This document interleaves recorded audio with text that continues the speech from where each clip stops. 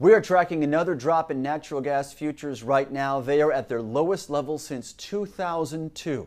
Today, the EIA reported working gas in storage reached 3.32 trillion cubic feet on Friday. That is a net increase of 65 billion cubic feet and 18% above the 5-year average.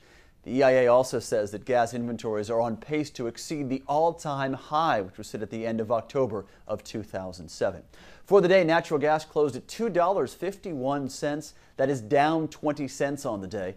Oil settled down as well at $68.03. Prices for oil had risen after yesterday's EIA report of a drop in supplies, but a new jobless report out today sent crude sliding a bit as well.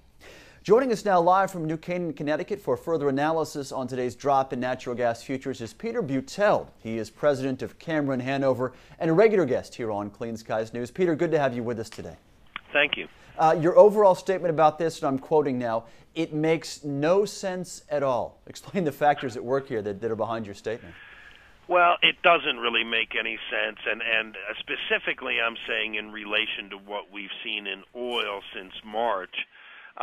Oil prices jumped fairly substantially, and it was a lot of that based on the fact that we're in the process of having a recovery, and a recovery will lead to higher demand. Natural gas has not only not discounted any possibility of a recovery, it seems to have dismissed any possibility. We've had rig counts dropping. We're basically have less than half the number of rigs we did a year ago in September. And we know that demand will pick up and that supply will drop. And yet the curious thing is, while we have had speculators buying in oil and perhaps pushing that price too high, we've had speculators selling short, selling what they don't own, in natural gas, possibly pushing that too low. And you so call it's that kind of a weird situation. Right. You had called it a weird hedge right now, Peter. Obviously, both of these are tied to the economic recovery. It seems that oil is a haven for those investors who aren't so sure about the U.S. dollar, whereas natural gas is essentially, in their minds, an indicator of economic recovery or lack thereof.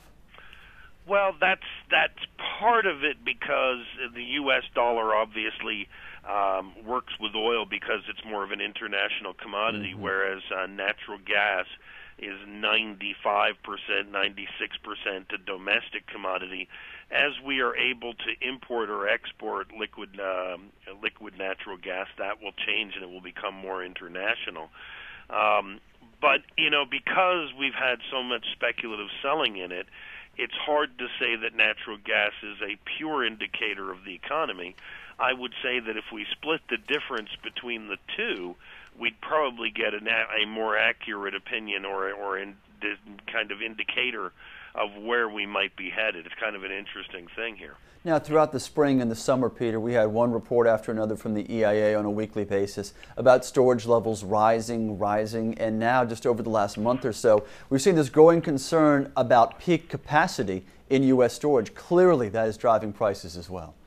Well, that is, and that's the big factor. And I guess where my confusion, or where I'm discussing the confusion here, is that while we have natural gas 18% or so higher than a year ago, heating oil is 23.3% higher.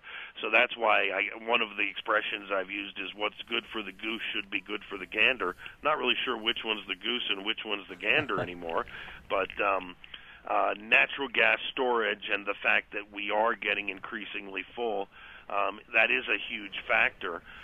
We will be able to increase how much we can store over time, but by the time we get to the end of October, there is going to be a little bit of a trouble finding a place to park the stuff, I'm afraid.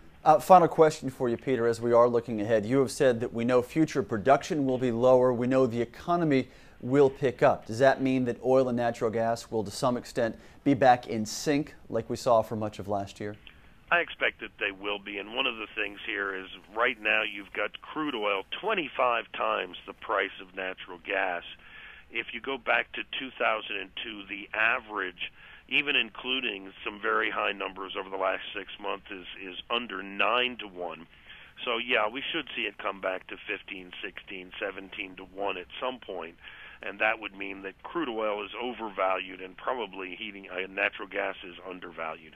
Peter Beutel, president of Cameron Hanover, joining us live from New Canaan, Connecticut. Peter, always a pleasure to have you with us. Thanks for the insight. Thank you.